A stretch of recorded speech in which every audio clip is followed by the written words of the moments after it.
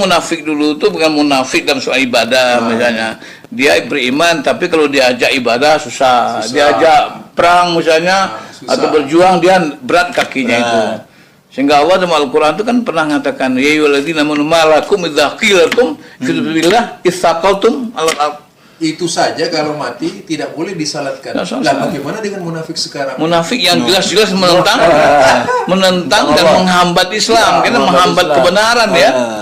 Jadi itu sebetulnya memang saya rasa ya seperti yang sampaikan Pak Pani, ini kita ke depan itu harus semakin waspada. Karena kita boleh dengarkan siapa saja. Takum fihi abada. Iya. Gimana itu? Ayatnya itu? Iya apa itu kan sebelum karena Allah mengatakan bahwa orang-orang yang tidak pantas bahwa masjid itu nanti dimakmurkan oleh orang-orang musyrik ya. Dan jangan salat di sana. Dan kemudian juga barangkali menjadi sangat penting kita itu juga ke depan kita mendengarkan suatu ucapan pidato apapun itu karena Allah SWT kan sudah berikan petunjuknya alladzina yastami'unal qawla wa yattabi'una ahsana. Kita boleh dengarkan perkataan. Ada enggak ulama yang Assalamualaikum warahmatullahi wabarakatuh. Sobat-sobat semua, saya Refli Harun. Dalam kesempatan ini saya ingin memperkenalkan YouTube Zulkarnain Al-Maduri. Ya, jadi Zulkarnain Al-Maduri Channel. Banyak kajian tentang sunnah. Mudah-mudahan sobat-sobat semua berkenan untuk mampir ke channel ini. Ya, untuk kebaikan kita bersama. Wassalamualaikum warahmatullahi wabarakatuh. Assalamualaikum warahmatullahi wabarakatuh. Waalaikumsalam warahmatullahi wabarakatuh. Pemirsa channel Ustadz Zulkarnain Al-Maduri bersama Satriawan Tanjung dan Buya Haji Risman Mukhtar. Ini Buya, sudah tahun-tahun mendekati pemilu ini juga Buya, ya kan? pemilu muktamar lagi. Muktamar juga ini Buya, ya kan? Pemilu internal dan apa ya? Nah, ini kan syarat-syarat nanti ini partai ini harus verifikasi kan masuk pemilu gitu Buya. Nah, mulai lagi kayak dulu-dulu Buya. Datang ke masjid-masjid, wah, masuk ke pesantren-pesantren. Dia cerita Buya, ada pengaruh pakai sorban ya? Pakai sorban. Yang nggak biasa jilbab aja pakai jilbab. Malah ada juga yang saya dengar itu yang dia non muslim tapi pergi ke pesantren-pesantren. Anak pesantren cium tangan. Santri-santri cium tangan itu. Luar biasa ya. Iya. Gimana ini Buya nih? Kita ini terhipnotis, ya kan? Atau bagaimana? Atau memang nggak sadar? Atau karena sangat memerlukan bantuan? Atau apa nih sebenarnya? Bikin terpesona nih kayak ada pencitraan kan sekarang. Itu juga bukan hanya secara offline ya, orang itu datang langsung, tapi juga pencitraan secara online juga Bu ya. Iya. Nah ini kan yang tidak ada diada-ada. Itu Bu ya. Dalam dunia politik Bu ya. Ini politik masuk ke dakwah. Jadi bukan politik dakwah tapi dakwah politik. Ini masalah ini. Kalau politik dakwah, bagaimana dakwah kita bisa diterima orang? Bagaimana kita mengajak orang sehingga orang bisa menerima apa yang kita dakwah, itu namanya politik dakwah. Dikenal dengan siasatul dakwah. Siasatul dakwah. Tapi kalau dakwah politik, dia berdakwah, dia pergi ke masjid, dia baca ayat semacam, tapi tujuannya untuk menarik orang agar mendukung politiknya, partainya, ataupun pribadinya. Begitu selesai ditinggal. Udah gak tahu. Ini ada semacam semacam malah ada usaha-usaha untuk menipu umat gitu. Masya Allah. Ya ini dikenal dengan istilah talbis iblis. Talbis. Wah, ini luar biasa juga. Jadi ini memang kita Pak Sandrawan, kita mungkin ini sebetulnya kalau kita mau kembali kepada Al-Quran, Allah SWT itu sebenarnya Al-Quran sudah membuka memberikan wawasan kepada kita. Bagaimana kita membaca ya, peta ini semua bisa dibaca ini. Allah SWT sebetulnya sudah berikan guidance, sudah berikan isyarat, petunjuk. Nah, bagaimana kalau kita misalnya seperti tadi kan, ada orang yang bicaranya luar biasa, mengagumkan, ya manis, kemudian kita tertarik dengan apa yang dia sampaikan, sehingga kita tidak sadar sebetulnya kita ini sedang digiring pada suatu keinginan-keinginan mereka, harapan mereka agar kita ini dakwah kita ini supaya lumpuh, kita ini tidak mempunyai akidah yang benar dan kita ngikutin apa yang dia mau gitu. Jadi kata Allah SWT dalam Al-Quran itu ya, ini mungkin kita perlu ya. Maka di Muhammadiyah itu kan selalu ada ar-ruju' ila Quran Sunnah ya. Kembali pada Quran Sunnah. Jadi ketika kita membaca fenomena yang terjadi di masyarakat itu, kita perlu kembali kepada Al-Quran. Lalu kita tanya kepada Allah apa sebenarnya ini. Ada hadis dulu Bu ya. Hadisnya begitu. Iyyakum wa manatik. Hati-hatilah kalian dari mantek. Maksudnya gimana? Dari apa? Dari apa itu? Dari apa namanya? Ya bahasa-bahasa yang dari apa itu, dari bahasa-bahasa yang barangkali yang kita bisa terjebak ya, cuman dengan retorika, tetapi kita lupa kepada substansi pada konten kan. Ya mungkin retorika itu kan sesuatu yang menarik ya, yang kita kadang-kadang kita terhipnotis ya dengan cara orang bicara itu. Dia bagaimana dia punya kemampuan untuk memengaruhi ya, memberi itu yang influencer itu ya, yang mereka berusaha untuk bagaimana mempengaruhi kita dengan data, dengan logika, dengan statistik, kemudian dengan susunan pilihan-pilihan diksi yang menarik.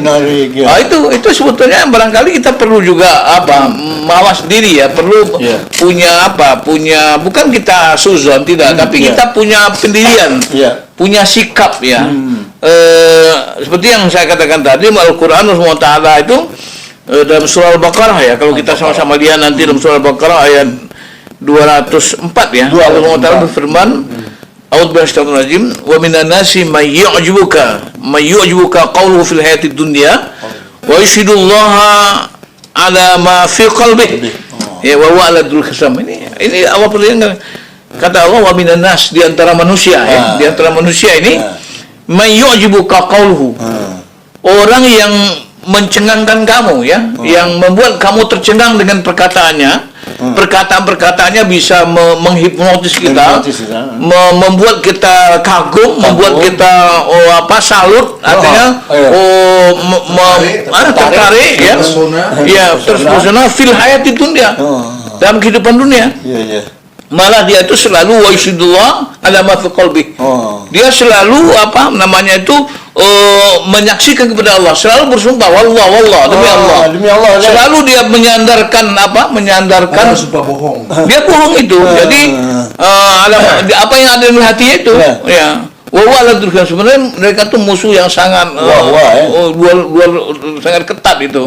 Musuh yang sangat berbahaya gitu. Penentang yang sangat berbahaya. Nah, ini kita lihat misalnya dalam tafsir Sa'di itu pernah saya baca itu ya, dalam tafsir Sa'di itu katakan artinya apa? Orang-orang yang seperti itu idza takallama raqa kalamuh. Kalau dia itu ngomong itu sangat menarik perkataannya. Kemudian wa idza nataqa, kalau dia bicara, tunantu yatakallamu bi kalamin nafi. Kamu akan mengira mereka itu bicara mengatakan sesuatu yang bermanfaat ya. Wa yu'akkidu ma yaqulu bi annahu, dan mereka menguatkan semua perkataannya dengan Allah, demi Allah SWT, bian kenapa? Karena mereka itu bian Allah ya'lam karena mereka itu kadzib, mereka itu bohong, pendusta ya. Karena mereka itu suka bohong, maka setiap apa yang dikatakannya itu dia tetap ada kekhawatiran nih, orang nggak percaya. Karena orang nggak percaya dia selalu kuatkan, wah ini demi Allah saya ini betul-betul untuk apa? Untuk kepentingan masyarakat, untuk kepentingan umat, untuk begini macam-macam lah. Ini jadi kata As-Sa'di, orang itu katanya bi'ai yukhbiru anna Allah ya'lam. Dia itu memberikan memberikan berita bahwa Allah itu tahu. Anna ma fi qalbi muwafiq lima nataqa bih. Jadi apa yang dia sampaikan dalam hatinya itu sesuai dengan apa yang dia bicarakan. Allah tahu, wallahu a'lam. Allah tahu dulu. Kalau dia yang bicarakan itu sebetulnya apa yang dia sesuai dengan hatinya. Padahal kata Sa'di, wa huwa kadzibun fi dzalika. Dia itu pembohong sebetulnya, ya, pembohong. Dia yukhalifu qawluhu fi'lahu. Sehingga perkataannya itu berbeda dengan perbuatannya, gitu, perbuatannya. Falau kana shadiqan, nah kalau dia itu benar ya, maka tentu akan sesuai. La tawafaqal qaul wal fi'l, akan cocok, akan sesuai. Ada integritas lah. Ada sinkron. Apa yang dia ucapkan dengan yang dia katakan. Kahalil mu'min ghairu munafik. Seperti seorang mukmin bukan seorang munafik gitu. Jadi ini Pak, jadi kata Allah SWT, wa huwa aladul khizam. Artinya idza khasamathu wajada fi min al-ladad was-su'ubah wa ta'assub. Jadi mereka itu dalam hati mereka itu mereka selalu berusaha untuk apa? Untuk apa? Wajadta fi, kamu akan memperoleh padanya itu sesuatu yang selalu menyulitkan, menyusahkan, menghambat. Pokoknya membuat kesulitan dalam orang-orang Islam. Itu. Jadi ini kita perlu apa lah? Perlu kembali kepada Quran. Jadi ada orang-orang yang sebetulnya kalau kita dengar pembicaraannya, dia selalu berusaha untuk bagaimana, dan kita kagum. Karena begini Pak, orang-orang munafik, orang-orang yang mereka yang musuh Islam itu, dia selalu berusaha untuk meyakinkan orang Islam dengan cara apapun, dengan kebohongan-kebohongan. Dia berani buat hoak, dia berani. Ada firmannya itu ya. Idza ja'akal munafiquna qalu nashhadu innaka la rasulullah. Wah, cantik ucapan innaka la rasulullah. Dia innaka la rasulullah katanya. Padahal kalau dia bisa berjumpa dengan Nabi, ya, dia selalu mengatakan engkau ini rasul, engkau ini rasul. Coba bayangkan kalian kalau kita lihat dalam soal apa ini, di masjid aja lah misalnya, di masa Rasulullah SAW itu mereka juga berani bikin masjid sendiri. Bikin masjid sendiri, bikin jamaah sendiri, bikin dirar itu. Gunanya apa? Gunanya untuk memusuhi Islam, untuk buat dirar, untuk buat tafrik, ya, untuk buat berpecah belah. Mereka juga ngaji sana, sholat sana. Dan Rasulullah SAW diingatkan oleh Allah SWT, la takum fi abada. Jangan kamu pernah sholat di masjid dirar itu. Beda munafik sekarang dengan munafik di zaman Nabi ada bedanya, Bu ya. Apa bedanya itu? Kalau munafik zaman Nabi masih mau berjihad. Nah, munafik sekarang nggak mau berjihad. Ya, jadi ya bedanya itu antara jihad dan jahat ya. Ya, kalau dulu masih mau ya. Cuman ya mungkin munafik dulu itu bukan munafik dalam soal ibadah misalnya. Dia beriman tapi kalau diajak ibadah susah. Diajak perang misalnya atau berjuang dia berat kakinya itu. Sehingga Allah dalam Al-Quran itu kan pernah mengatakan, ya ayyuhalladzina amanu ma lakum idza qila lakum fi sabilillah itsaqaltum al-ard. Itu saja kalau mati tidak boleh disalatkan. Lah bagaimana dengan munafik sekarang? Munafik yang jelas-jelas menentang dan menghambat Islam, karena menghambat kebenaran ya. Jadi itu sebetulnya memang saya rasa ya seperti yang sampaikan Pak Pani, ini kita ke depan itu harus semakin waspada. Karena kita boleh dengarkan siapa saja. Takum fihi abada. Iya. Gimana itu? Ayatnya itu? Iya apa itu kan sebelum karena Allah mengatakan bahwa tidak orang-orang yang tidak pantas bahwa masjid itu nanti dimakmurkan oleh orang-orang musyrik ya. Dan jangan salat di sana. Dan kemudian juga barangkali menjadi sangat penting kita itu juga ke depan kita mendengarkan suatu ucapan pidato apapun itu karena Allah SWT kan sudah berikan petunjuknya alladzina yastami'unal qawla wa yattabi'una ahsana. Kita boleh dengarkan perkataan. Kira-kira ada enggak ulama yang munafik? Ya kalau ulama yang munafik itu sebetulnya siapapun berpotensi munafik. Siapapun, mau ulama, mau pemimpin, mau siapa berpotensi munafik. Karena dalam sejarah itu kan sering banyak kita apa. Kalau ini kan bukan masjid dirar, Mas. Dia datang ke masjid-masjid mendiror kan itu yang tadi, Pak. Dia mendiror. Masuk jadi sebetulnya kalau kita bicara munafik itu sebetulnya yang berpotensi itu malah orang-orang biasa agak susah juga. Orang biasa-biasa itu fasik ya namanya. Kenapa? Karena dia cuma dia tidak sholat, apa itu kan fasik itu. Tapi ulama itu kan dia ngomong. Tapi ngomongnya udah cocok itu lah. Jadi yang berpotensi munafik itu sebetulnya orang-orang yang berilmu. Orang berilmu itu ulama. Lebih gampang ya. Bukan lebih gampang. Memang makamnya itu. Artinya orang munafik itu. Artinya berpotensi munafik itu orang-orang berilmu. Karena dia munafik itu apa? Dia ngajak orang berbuat baik. Allah mengatakan dalam surah apa itu, dalam As-Saff itu kalau kita lihat As-Saff di apa itu lima takunu namala tafadun. Kenapa kamu mengatakan sesuatu yang kamu tidak lakukan? Ya kehadiran itu tadi Bu ya, masalah apa namanya, tokoh-tokoh pesantren, tokoh-tokoh apa, tokoh di luar Islam ke pesantren-pesantren itu kan karena sebab ulamanya. Iya kan itu jadi ulamanya. Jadi makanya Allah SWT itu dalam Al-Quran itu memberikan dalam surat Al-Mujadilah itu Allah kan mengatakan begini, yarfa'ilul ladzina amanu walladzina utul ilma darajat kan gitu. Allah akan mengangkat orang-orang yang beriman dan berilmu pengetahuan beberapa derajat. Artinya apa? Iman dan ilmu ini harus seimbang. Gitu. Bukan berilmu saja ya. Bukan, ada orang yang beriman, orang baik, tapi tidak tahu informasi. Ini akan gampang ditipu. Tapi ada orang berilmu saja tapi tidak beriman, itu suka tukang tipu. Jadi orang yang beriman saja tapi tidak cerdas, ya tidak banyak informasi, gampang ditipu. Kalau tulis ilmu tanpa iman cenderung menjadi penghujat. Ilmu tanpa iman, tapi iman tanpa ilmu itu sering menjadi apa? Tertipu, korban tipuan. Jadi tidak paham kan gitu. Oleh karena itu, jadi oleh karena itu menurut saya, jadi memang kita ini apapun yang kita bicarakan, apapun yang kita harus kembali kepada Quran. Quran sudah bukakan dong. Apa tuh? Apanya? Berbagi-bagi rahasia itu. Dan itu Allah sudah memberikan apa? Misalnya dalam surat ini, siapa yang Allah dukil Allah katakan, wa idza tawalla sa'fil ard, ya. Liyufsida fiha wa yurikal harth. Orang-orang yang apa itu, orang-orang yang ala duhisam yang omongannya itu menarik tadi, mengagumkan kita. Tapi kalau kita sudah keluar dari masjid, sudah bekerja di masyarakat, di kelompoknya, kerja mereka itu apa? Mereka liyufsida fiha. Mereka melakukan kerusakan di permukaan bumi. Wayulikal harf, mereka merusak kebun. Merusak kebun itu ya mungkin merusak hutan juga ya. Merusak hutan, kemudian juga wandaslah juga merusak generasi. Bisa perumpamaan ini. Merusak generasi juga. Generasi. Coba misalnya sekarang apa? Merusak hutan, merusak merusak macam-macam lingkungan. Merusak masjid. Merusak masjid itu merusak moral. Ya, kita sekarang lihat ada fenomena yang sangat merisaukan kita juga sekarang ini. Itu setiap Sabtu, tapi katanya sudah tiap malam itu, dan perasaan sudah mulai protes itu. Itu anak-anak muda berkumpul sampai malam-malam begadang.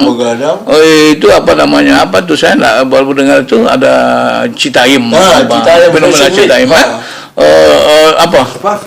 Fashion Week itu tanpa apa, tapi ada juga yang mendukung, malah itu bagus, itu kreativitas. Tapi kalau misalnya anak-anak muda umur sekolahan Muslim kemudian sampai malam-malam nongkrong, itu sholatnya di mana, ibadahnya kapan? Apakah generasi seperti itu yang terharapkan bangsa ini? Generasi yang ngumpul, yang kemudian dengan aktivitas macam-macam melakukan melenggang-lenggok, apakah generasi seperti itu? Apa tidak bagian dari sebuah program? Ada nih, dan ini kita khawatir ini ada yang mendukung itu, ada yang membackup ini. Yang intinya apa? Terjadi kerusakan moral. Kerusakan moral, kita lihat, wah ini kreativitas segala macam. Kita tidak menolak. Kita memang bagaimanapun kita memahami sekarang hari ini karena Jakarta ini sudah padat, misalnya bagaimanapun tidak ada lapangan bermain, anak-anak barangkali anak-anak muda perlu ada tempat-tempat mengembangkan kreativitas. Tapi ini kan harus kita salurkan, bukan di tempat-tempat umum seperti itu kemudian yang tidak yang ujung-ujungnya nanti ada LGBT-nya macam-macamnya kan begitu. Dan ini kita perlu awasi, karena bagaimanapun ini kan generasi ke depan ini generasi yang harus betul-betul generasi yang siap memimpin bangsa. Jangan gerakan ulama untuk menyadarkan umat semacam itu. Ya ini yang barangkali kita masih masih perlu. Kita umat ini ya, saya kadang-kadang agak sedikit juga, kita selalu berdebat dalam soal-soal yang menyangkut katakanlah khilafiyah ini itu macam-macam. Tapi kita kadang melupakan ini Pak. Ini maaf ini. Kita lupa ada segmentasi masyarakat. Ada yang tidak terjangkau dengan dakwah kita ini. Kita ngaji kemana-mana, pergi kemana-mana, bikin kegiatan-kegiatan segala macam ya. Tapi malah ada di depan kita fenomena yang kemudian perlu kita awasi bersama. Dan perlu kita lihat itu, dan kita lihat mungkin ada positifnya. Mungkin seperti ada kreativitas, ada produk-produk mungkin juga dimanfaatkan oleh pengusaha-pengusaha garmen macam-macam rangka mengembang Tapi kan harus ada solusinya juga itu, Bu. Kalau ada seperti itu, misalnya kita bikin tadabbur alam tapi yang sunnah. Gitu. Iya betul, artis begini. Sebetulnya kan ini perlu ada regulasi. Regulator pemerintah tentu perlu melihat ini. Artinya apa? Kita harus melihat ini ke depan ini bagaimana ini. Kalau misalnya sekarang ini, saya juga sudah dengar misalnya Pak Wagub DKI Jakarta sudah komentar juga, oke, segala macam. Tapi kan anak-anak jangan sampai jam 9 kalau sudah waktunya pulang. Ya, bagaimana? Kapan ini? Kalau misalnya sampai jam-jam malam, anak-anak muda usia sekolah nongkrong di begitu, kemudian asyik bercengkrama, kemudian ya kapan dia bersekolah?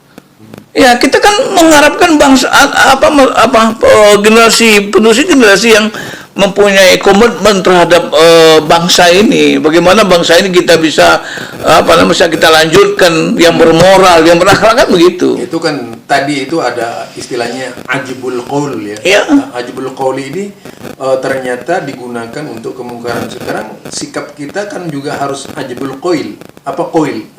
Qaul.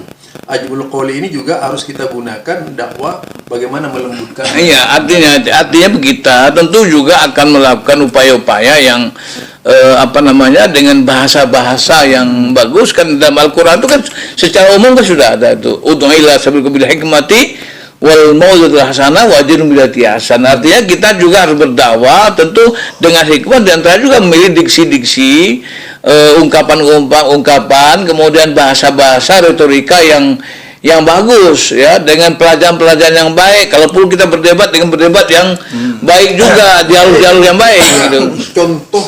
Mungkin contoh terbaik di Inggris itu ada istilahnya Islam Corny. Nah, Islam Corny ini mengundang para pendebat kalangan Kristen dan sebagainya. Tapi bahasanya bagus-bagus. Ya, saya rasa itu sangat boleh kita kembangkan, karena bagaimanapun kita toleransi, tapi kita juga tidak menutup dialog. Sehingga kita masing-masing agama, masing-masing pikiran, aliran, dia akan saling memahami. Jadi kalau misalnya tidak saling memahami juga akan menimbulkan benturan-benturan pemikiran juga. Itu kan perlu dihentikan semua stigma Wahabi dan sebagainya. Iya. Saya begini sekalian, itu kan barangkali ya, ketika ada orang ketakutan terhadap satu pemikiran, itu sebetulnya kan menunjukkan kelemahannya juga. Ya seperti kita Islam, kita siap berdialog.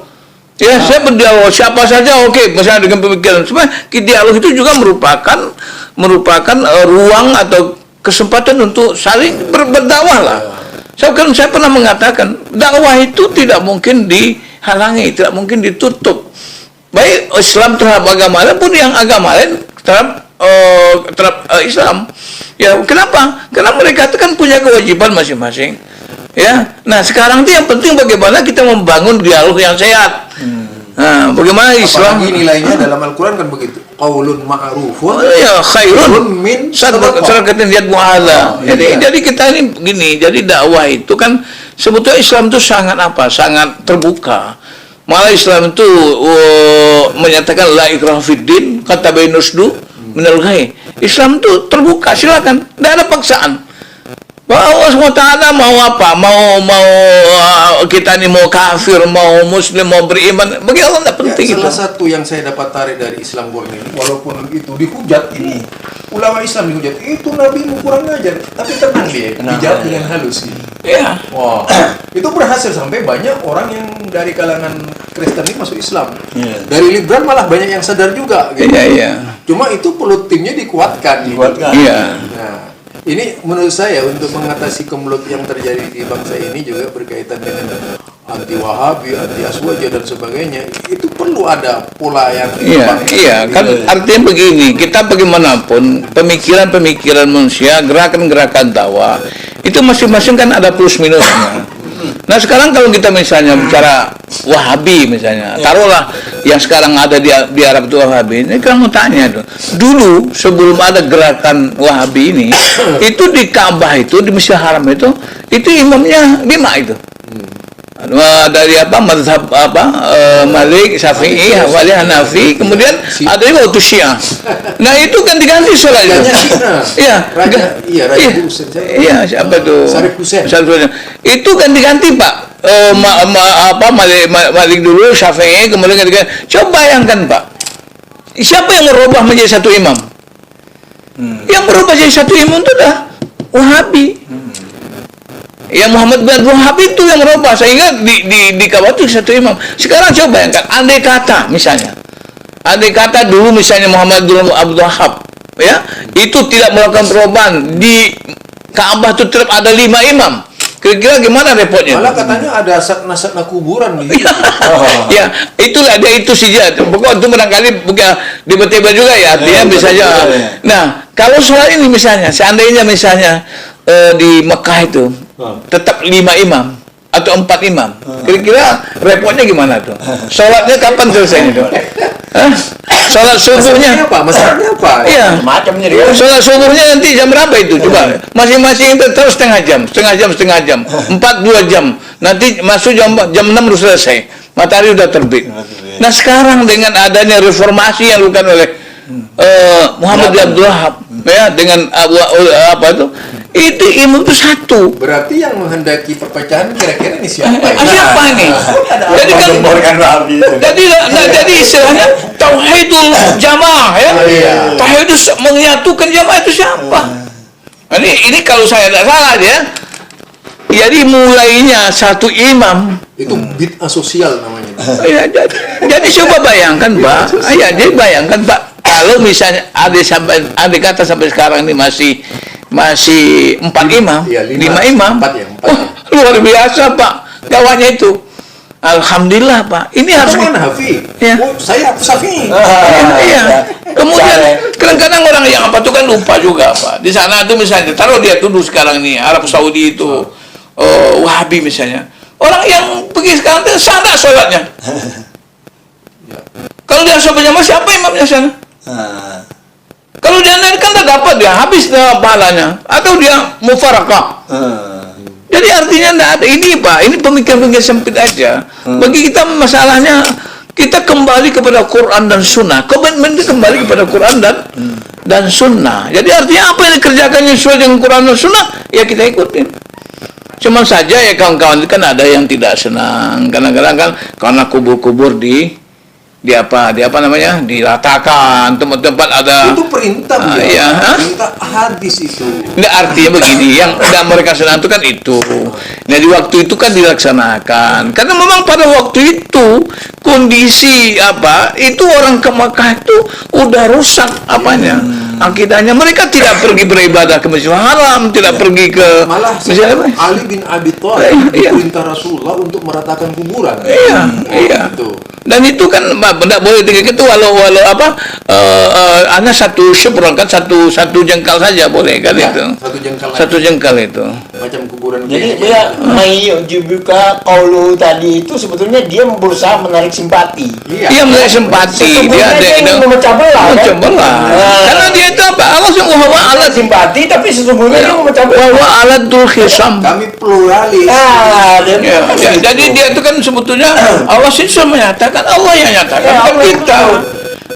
bukan kita yang menyatakan Allah menyatakan bahwa alatul kisah penentang Allah dan kenapa? Karena itu terbukti ketika dia sudah ini perlu dijelaskan Bu ya tentang wala dan bara Bu coba Bu ya al-wala itu kan begini al-wala itu kan artinya apa? Kalau dalam akidah Islam itu bagi kita kan loyalitas itu la ilaha illallah itu salah satunya pengertiannya tidak ada loyalitas kecuali hanya kepada Allah. Kepatuhan mutlak itu hanya kepada Allah Subhanahu wa taala. Itu yang dikatakan al-wala itu. Ya, al-wala itu kepatuhan hanya kepada Allah dalam arti loyalitas, kesetiaan itu hanya kepada Allah Subhanahu wa taala. Kecintaan kita yang lebih juga kepada Allah. Walladzina amanu asyaddu hubbilillah. Jadi oleh karena itu tidak bisa, Pak. Kalau kita misalnya memahami la ilaha illallah tidak ada tidak la ma'budah la mahabbah illallah itu tidak bisa diapa karena itu akidah kita.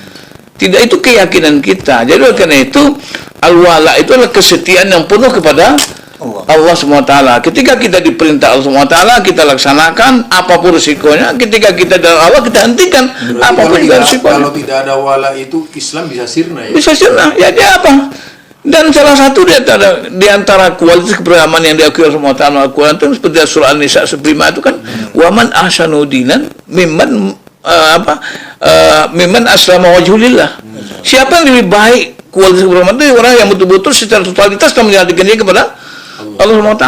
Siapa itu orang yang menyerahkan diri 100% kepada Allah? Itu orang yang betul-betul yang seperti apa yang dinyatakan Ibrahim, inna sholati wa nusuki wa mahyaya wa mati lillahi rabbil alamin. Itu yang dikatakan Kira-kira ini berapa persen cinta kita kepada Allah dan cinta kita kepada dunia? sebetulnya tidak mungkin Persentasenya gimana? tidak kita Kira-kira. tidak bisa kita persentase.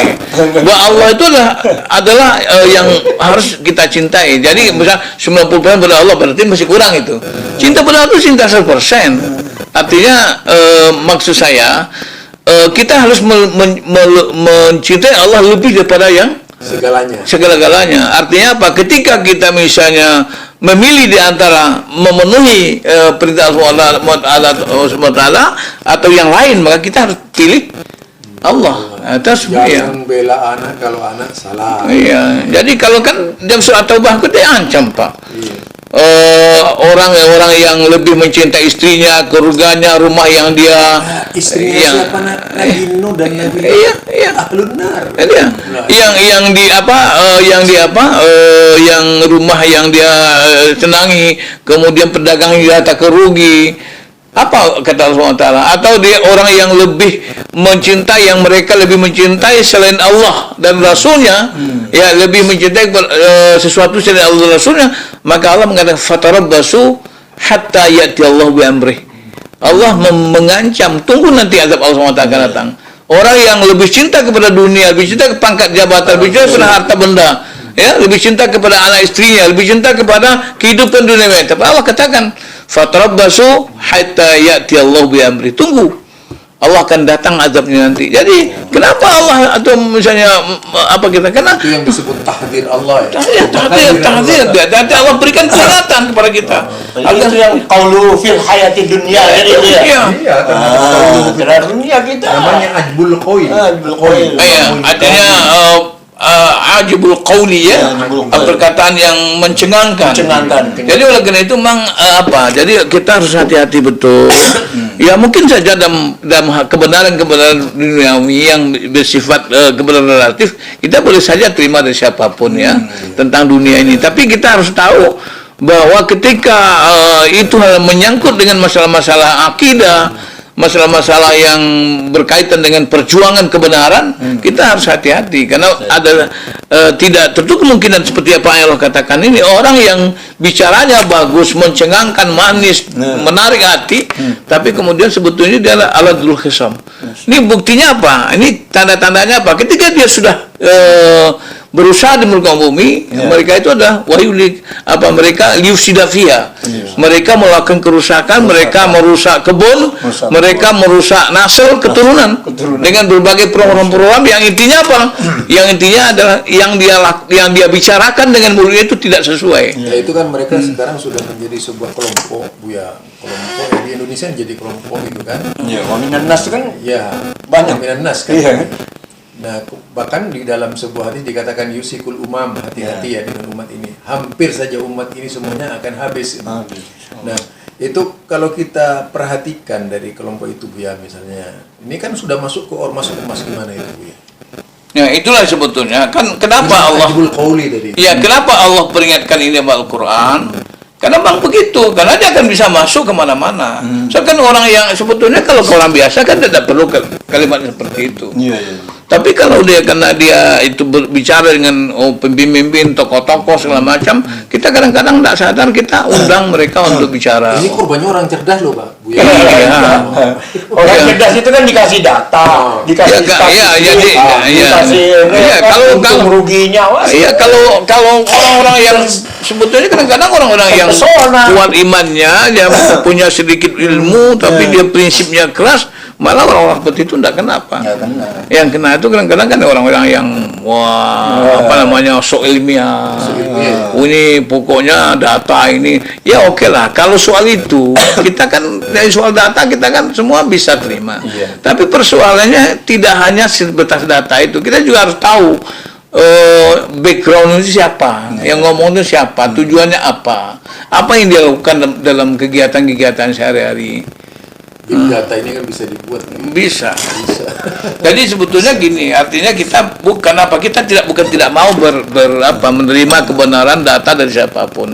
Tapi yang penting kita itu harus paham lah. Datanya valid. Valid, kemudian tujuannya apa, kemudian kita jelas orientasi perjuangan itu apa, itu yang penting, Pak.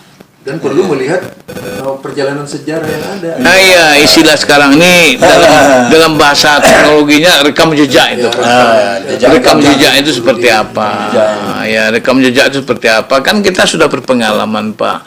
Artinya kita melihat orang tidak takut-takut, tidak takut berdosa untuk memanfaatkan ya bahasa-bahasa agama dan agama sendiri untuk kepentingan politik pribadinya, politik kelompoknya, partainya macam-macam dalam rangka mengambil keuntungan politik. Bagaimana supaya membangun pencitraan di tengah masyarakat. Wah, ini dia orang yang apa yang baik, orang hebat, dan dia juga itu penolong. Jadi itu Pak. Jadi sebetulnya intinya kalau menurut saya Pak, apapun bisa jadi Yusuf Mansur. Ya, apa yang kita ceritakan ini Pak sekarang ini, kita artinya menurut saya kita perlu melakukan langkah-langkah bagaimana kita kembali kepada Quran. Jadi kalau kita bertemu dengan masalah kita baca Quran, bertemu dengan masalah baca Quran. Masalahnya ada juga yang ingin menjauhkan kita dari Al-Quran dan Nah itu Pak, itu yang barangkali perlu kita menurut saya begini, saya pernah mengatakan yang menjauhkan orang dari Quran Sunnah itu bukan orang lain juga Pak. Kadang-kadang kita juga, kamu jangan asal baca Quran. Enggak boleh, takut nanti salah baca-baca, nanti salah baca Quran, salah barisnya, nanti salah artinya, nanti berdosa. Akhirnya baca tiba, akhirnya baca tiba. Iya, ya, padahal Allah SWT Al-Quran itu dalam surah Qamar itu kan berkali Allah menegaskan satu surat itu. Kata Allah, walaqad yassarnal Qur'ana lidzikri fahal mudzakir. Kenapa kalian tidak kata Allah SWT, kami telah memudahkan Al-Quran itu lidzikri, untuk dipelajari, untuk diingat, untuk dihafal, untuk diakses, ya kan? Ya masalahnya begini Bu ya, jadi kalau kita lihat orang itu yang banyak mempengaruhi adalah kalau membaca Al-Quran salah dapat dosa, mendingan baca tiba, walaupun salah tidak dosa. Iya, jadi kan itu Pak. Jadi itu yang barangkali perlu kita jelaskan juga pada masyarakat bahwa kita ini sebagai Muslim merupakan sebuah komitmen kita bahwa kita kalau bicara iman pada Al-Quran, tapi kita tidak pernah baca Quran, tidak berusaha untuk memahami Al-Quran, itu Allah tidak ngaku kita beriman. Iya kan, padahal di hadis Nabi kan tidak seperti itu. Nabi malah orang yang baca Al-Quran itu ya tak katanya Rasulullah, tergagap-gagap, terbata-bata, dapat pahala itu, 2 pahalanya. Nah sekarang didosakan orang yang seperti itu. Iya. Gimana itu? Iya. Artinya kalau gitu nanti orang yang nggak bisa baca Quran, kayak orang saudara kita Muslim Cina misalnya kan, Chinese, dia tidak bisa baca R misalnya. Semuanya. Allah Akbar katanya kan. Apa itu dosa? Enggak, karena memang dia kan wasfattakullah mastata'tum kan. Orang India nggak bisa bilang L. Ya yukallifu nafsan illa usaha kan itu. Jadi artinya apa? Kita harus mendorong orang untuk baca Quran. Malah orang yang tidak pernah belajar Quran, Allah tidak akui dia beriman. Coba misalnya itu dalam Al-Baqarah 141 saya itu. Alladzina atainahumul kitab yatlunahu haqqa tilawati ulaika yu'minuna bih. Orang-orang yang kami datang ke mereka kitab, mereka membaca dengan sebenar-benarnya membaca, ulaika yu'minuna bih. Mereka itu orang yang beriman. Jadi kita boleh ngaku beriman kepada Allah SWT, tapi ketika kita tidak pernah baca Quran, tidak berusaha untuk memahami Al-Quran, maka Allah tidak mengakui kita beriman. Nabi itu sudah memberikan motivasi untuk membaca Al-Quran min kulli harfin, yaitu asroh hasanah. Iya. Min kulli harf. Asroh hasanah. Nah, dorongan seperti ini ternyata tidak membuat mereka senang baca. Iya. Itu baru membacanya, Pak. Baru membacanya. Belum lagi mengamalkannya. Itu luar biasa. Kalau Bismillahirrahmanirrahim saja ya, itu kan 19 huruf. Kalau 10 satu huruf, berarti kita sudah 190. Kalau satu Al-Quran berapa pahala? Berapa coba? Kalau coba Pak mengamalkan satu ayat saja, infak. infak fisabilillah kita amalkan, berapa pahalanya? Oh, pahalanya banyak. 700, Pak. Iya. Itu baru satu ayat Baru kita satu amalkan, ayat. udah 700, Pak. Jadi mengamalkan Quran itu jauh lebih besar pahalanya dari membaca. Tapi membaca ini saja, belum lagi mengamalkan sudah dapat pahala yang besar. Itu baru membaca, apalagi mengamalkan. Apalagi mengamalkannya. Nah, ini mungkin perlu, Bu ya. Jadi oleh karena itu, Pak, menurut saya yang perlu kita sekarang sampaikan kepada umat, harus kita ajak umat ini membaca Quran dalam kondisi manapun, dalam keterbatasan apapun. Apalagi sekarang orang bisa dengan HP membaca Al-Quran, memahami Al-Quran. Nah, saya juga berpikir begini, apakah orang memahami Al-Quran dia bisa baca tuh? Ya mungkin yang belum bisa baca terjemahnya, bisa baca tafsirnya, bisa baca, dan itu ada cara-cara lidzikri itu dipermudahkan Allah SWT. Salah satu daripada Al-Quran yang diberikan Allah itu adalah dengan kita tidak bisa baca pun Al-Quran, belum bisa baca Al-Quran, tapi kita sudah niat dan kita bisa memahami Al-Quran. Kenapa? Sekarang ini tersebar, Pak, banyak tafsir Al-Quran, banyak terjemah Al-Quran. Tinggal kita mau nggak kita ini betul-betul iman dan kita pada Al-Quran, punya komitmen nggak dengan Al-Quran. Cuman sekarang kita iman saja sebagai syarat untuk menjadi seorang mukmin. Ada ratusan aplikasi Al-Quran. Luar biasa, Pak. Jadi karena itu, maka ini saya yakin, Pak, sekarang ini tidak ada alasan orang untuk tidak baca Al-Quran.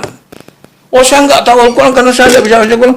Wah, Anda belum bisa baca Al-Quran, tapi Anda kan bisa baca terjemah Al-Quran, bisa baca tafsir Al-Quran. Disimpulkan, Bu ya. Ya, oleh karena itu menurut saya sekalian, jadi dalam hal kehidupan ini, dalam kita berinteraksi dengan bermacam-macam kepentingan, perjuangan, ideologi dan sebagainya itu, maka kita harus kembali kepada Quran. Dan Quran mengingatkan kita, salah satunya adalah ketika kita mendengarkan ada ucapan-ucapan, ada seruan-seruan, ada pemikiran-pemikiran, ide-ide, gagasan yang kayaknya seperti bagus dan mencengangkan kita, itu harus hati-hati kita menilainya. Jangan-jangan itu adalah orang-orang yang ingin memanfaatkan agama hanya untuk kepentingan pribadinya, kelompoknya, politiknya, padahal dia sebetulnya itu adalah musuh yang nyata. Kenapa? Karena ternyata ketika mereka sudah bekerja dan bergerak di lapangan di masyarakat, mereka melakukan berbagai kerusakan, merusak bumi itu, merusak hutan, kemudian merusak generasi muda dengan berbagai kegiatan-kegiatan yang katakanlah merusak moral bangsa. Walaupun dia tidak melaksanakan, tapi membiarkan permisif terjadi terhadap hal-hal yang sudah jelas merusak. Ini termasuk juga melakukan kerusakan. Ini yang barangkali perlu kita fahamkan. Kita ajak masyarakat ini bahwa Al-Quran adalah salah satunya petunjuk yang benar, yang kita harus kembali kepadanya. Kepada Al-Quran kita baca, dan Al-Quran Allah SWT sudah memberikan peringatan-peringatan yang jelas untuk bagaimana kita menyikapi berbagai fenomena yang terjadi di dunia ini. Saya rasa itu, Pak. Ya, pemirsa yang insya Allah kita semua mendapatkan pertolongan dari Allah Subhanahu Wa Taala, informasi yang jelas dan tegas ya, bahwa Allah ingatkan akan ada manusia yang kayak gitu, seperti serigala berbulu domba, atau musang berbulu ayam. Nah, ini hati-hati ya. Nasrul minallah wa fatun qarib. Wassalamualaikum warahmatullahi wabarakatuh. Assalamualaikum.